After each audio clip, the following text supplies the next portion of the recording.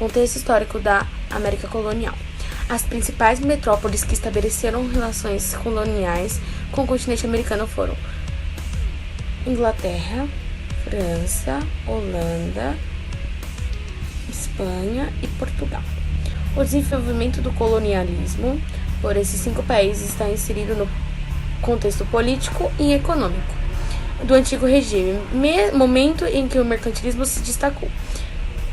Nesse contexto, o estabelecimento do antigo sistema colonial tornou-se uma ferramenta fundamental, visando o acúmulo de riquezas mediante a exploração de regiões coloniais. A relação econômica entre metrópole e colônia foi estabelecida pelo Pacto Colonial. Existem, então, 2 modelos de colonização. O mais presente era o de exploração, porém podia encontrar também o de povoamento, no norte da América. As colônias de povoamento eram representadas por pequenas propriedades de terra, trabalho livre, policultura e produção voltada ao mercado interno. Com a descoberta do Novo Mundo, seguida das grandes navegações, os europeus, com o apoio do catolicismo e protestantismo, aproveitaram a oportunidade para explorar esses territórios. Após a posse dessas terras, elas ficaram conhecidas como colônias de exploração. O principal objetivo dessa exploração era estabelecer a extração de recursos naturais para manter um mercado lucrativo e favorável. E caracterizavam-se por grandes propriedades de terra, trabalho escravo, monocultura e produção voltada à exportação.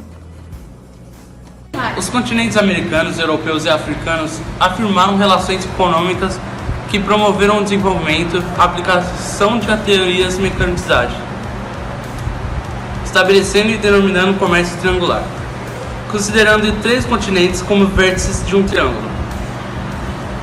Encontra-se um modelo de relação comercial que se estabeleceu.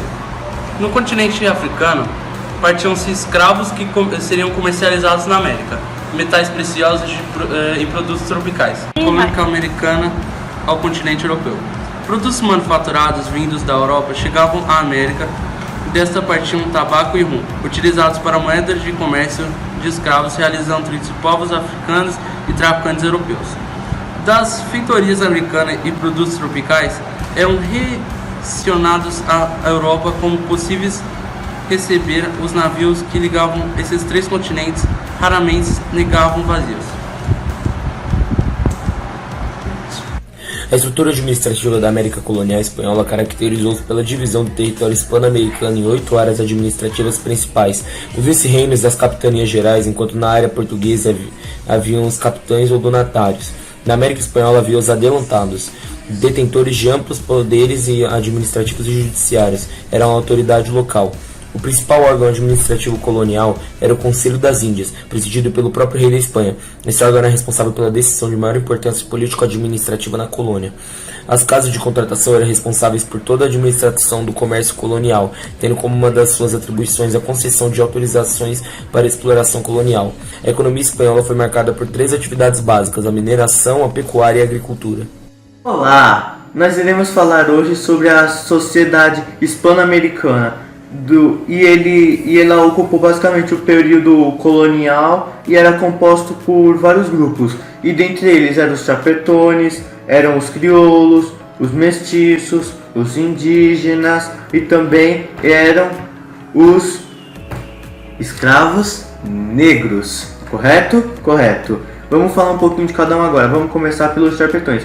Eles eram espanhóis naturais que tinham altos cargos administrativos, beleza?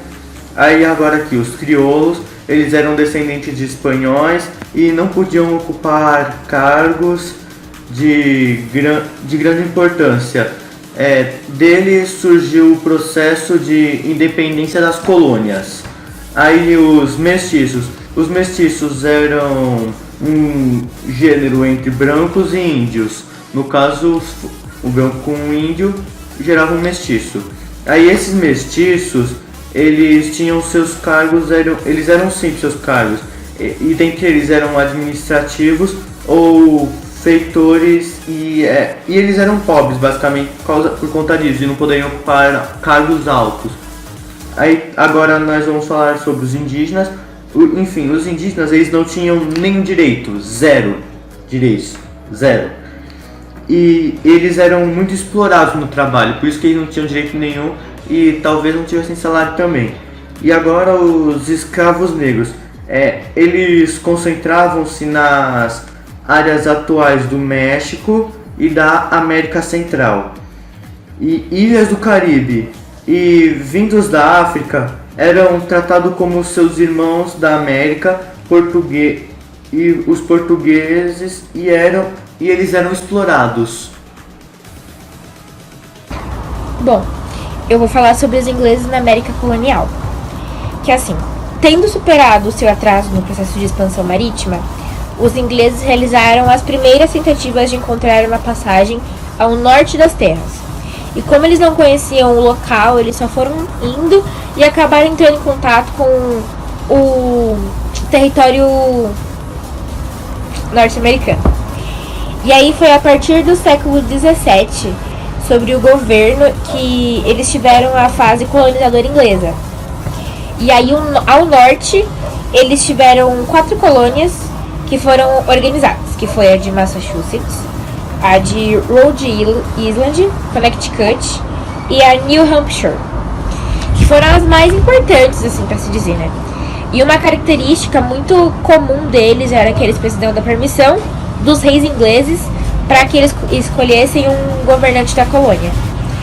E as atividades mais presentes, assim, no Canadá, foram a troca que eles faziam com os índios, que era com rum e troca de pele, né? Eles trocavam rum pela troca de pele, que era muito importante. À semelhança dos ingleses, os franceses iniciaram suas ações colonizadoras no continente americano quase um século depois dos portugueses e espanhóis.